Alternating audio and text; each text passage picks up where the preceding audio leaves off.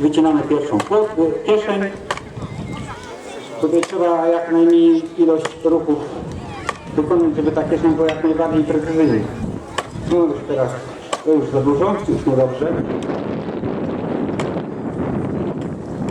Ale może tak trzeba było.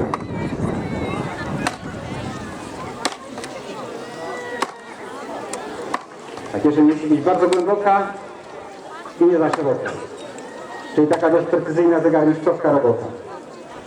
I teraz mocno odbijamy, stajemy, i krążek, kłoda 27 cm do przerąbania.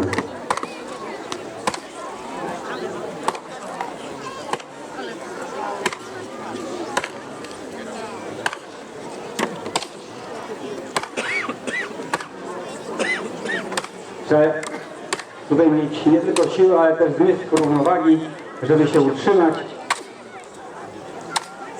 Brawo.